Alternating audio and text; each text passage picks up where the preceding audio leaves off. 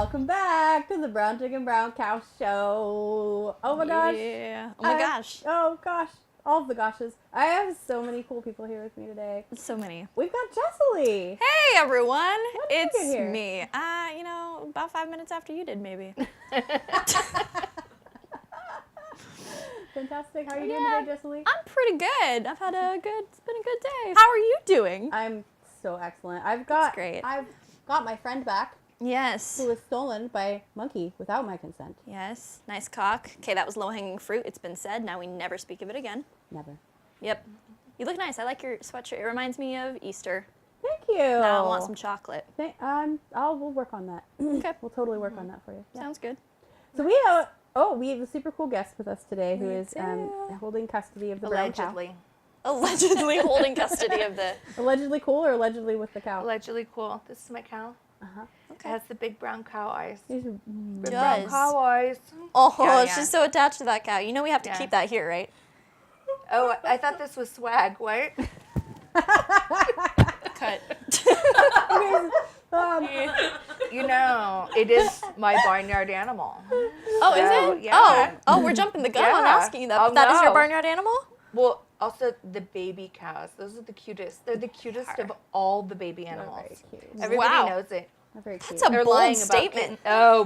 kittens, goats. Whoa, so much hate. Forgotten about puppies. I mean, Overrated. she's forgotten about every other baby animal, is what I'm saying. Right? Baby cows. You know what? I want to tell you that I'm pretty stoked to be on your show. Glad to have you. No, this is wonderful because I completed my master's in social work a little bit before Heather, and I was so excited to hear that you were going into the field.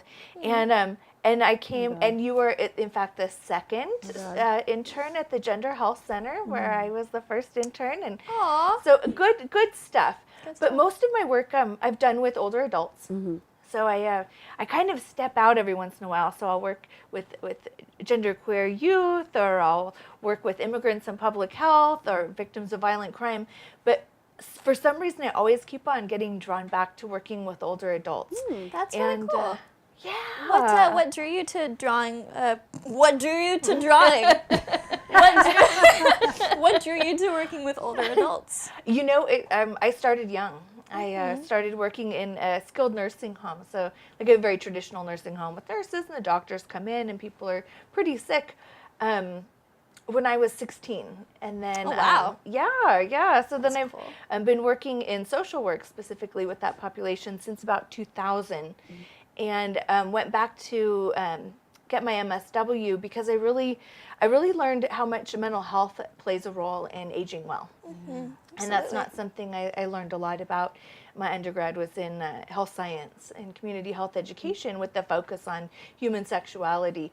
And so every time I go back to working with older adults, I bring a little bit of that with me. And I think it's been really, really helpful. It's a different perspective than the old people are so cute kind of a perspective on working with older adults. And For sure. That's Oh, great. yeah. I think it's tough to have a perspective on something that you've never experienced, the aging process. Like, you obviously, if you're working with older adults and you're not an older adult yourself, it's kind of a tough perspective to know unless you study it, I feel like. So that's cool that you've studied it. That's For awesome that you're doing the sure. thing. why, thank you. Thank you. Yeah. So we're a sex positive podcast, so we're talking about Yay. sex. What services are lacking Sex. around sexuality for older adults? Well, I have to tell you, so generations change. And so when I started working with older adults, I was working with folks who'd been born in 1895. And then we're working with the greatest generation, or the World War II generation. Well, they never got sex education in school. And so what we call like kind of traditional heterosexuality, that is their sex education. Right. Was that this is how men are, and this is what men are supposed to do, and how they're supposed to act, and vice versa. This is Right. how this is traditional femininity. Get used to it. Yep, this is your only option. Right, It's the right. only acceptable route. So it's been really interesting, living myself in a very radically queer community, and then working with people who had this radically traditional sort of life experience, and then bringing those two together. I wanna ask you, like, what are some skills or thoughts that you have around like reconciling those two potentially different perspectives? For sure. That was not my question list, Heather. There's You no know, question I'm a list. prepper. There's no question list. question list. They all come out of the genius of I have Jeffrey's bottled brain. water in the car and some MREs. I like to be prepared for any. MREs, mermen reading English. Yes, is what I assume that stands That's for. what I have in my truck. Just confirming. One of the things I think is that, so if you've had a career where you go to the gay bar and you're talking with young men about sexuality, gay sexuality, and then a year later you're talking with an elderly woman and she floats it out there that, you know what, she is horny as hell. Yeah. You don't get shocked is the thing. What? I think that's one of the things is for people who've lived in these kind of stiff sort of situations where sexuality was very prescribed, is they're always looking for those kind of cracks in it. And so sometimes they'll float it out to a younger person, you know, kind of like, I would totally go there. But I think for a lot of younger folks, we're like, it's my grandma. Yeah, right. And we clutch up, and you know what? They're going to catch that, and then they're going to shut the heck up. Yep. So I think being able to work from these kind of code switching, generational code switching, is that they float that out, and I think, do go on. And they do. And it's been an amazing thing, because I work with a lot of people in this profession, and we've been watching the generations change. And I think as the baby boomers come along, they got over not talking about sex, but they still have things to learn. They also did not get a sex education in school. Yeah. They're new to the consent conversation as well. So there was the summer of love, and we got abortion rights, but they never really had that conversation about consent and what is good sex and what is good sex for women. Right. Oh, that's so cool. That's so cool that you provide older folks with an outlet to kind of talk about something they're not supposed to talk about. Yeah, that's really great. So what do you wish people knew more about older adults and sexuality? I think the first thing that would be really helpful is to don't assume that your grandma isn't having sex. Yeah. I think, that's something that if you could take one thing home, that would be it. Don't assume that grandma isn't having sex. Don't assume that grandpa isn't going to date after grandma dies. You know? And that those kind of things go on, and that it's normal. Grandpa might finally be able to date another grandpa. I don't know. Right. Maybe that's something there's he's a lot wanted. of women who come out late in life. When they were growing up, when they were in their 20s, being able to partner with another woman was not something that was available to them. Right. And so being able to do that later in life, that's a really neat thing for a lot of elder women, and for. It's a different scene for a lot of men who are closeted younger, to be able to be open about their sexuality, and it's a neat thing. That is really cool. That's beautiful. Totally. And so you were talking about safe sex training or safer sex training for older generations. So part of it, I guess, could be because people are passing away, potentially partners, but could you talk a little bit more about why that's important?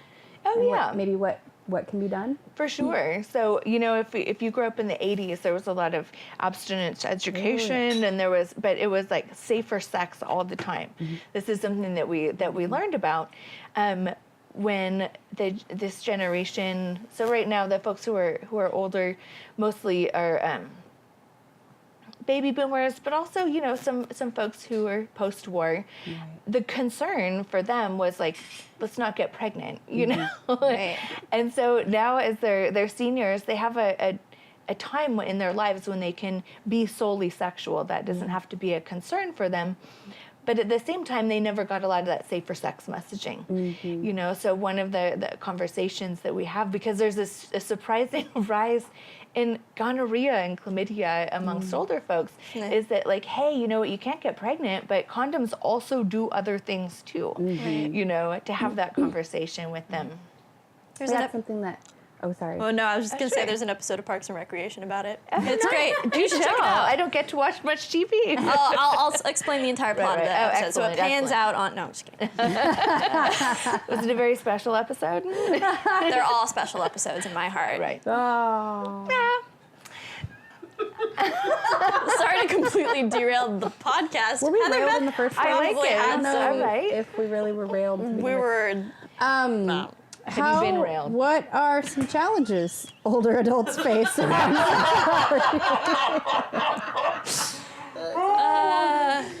What are some challenges they face? You know, I love the jokiness of all this, but I have to tell you, it's very similar as we talk about how people don't get taken seriously in medical communities. Yeah. I was talking to my grandma because my grandma actually is a way more sexually liberal than my mom ever was. But she was telling me about how, you know, grandpa like had this heart medication and, you know, it kind of made some things difficult, if you know what I mean. So she goes to the doctor and she's like telling the doctor like, hey, you know what? My husband can't get it up anymore since he's been taking this medication. And, you know, the doctor like laughed like, what? You're 60 years old. Who cares? Oh my god. You know, and so especially, I mean, we know a lot about that when women are especially accessing healthcare, is that they sometimes are not taken seriously, that their concerns don't matter. Right. Oh, now that is the cutest So this is our thing. stage manager, Ein, for those of you who are just tuning in for the first time. Don't leave me. Yes. Okay, sorry. You're not allowed to leave. I have some That's trauma, right. but we're good. Right. It's all better now.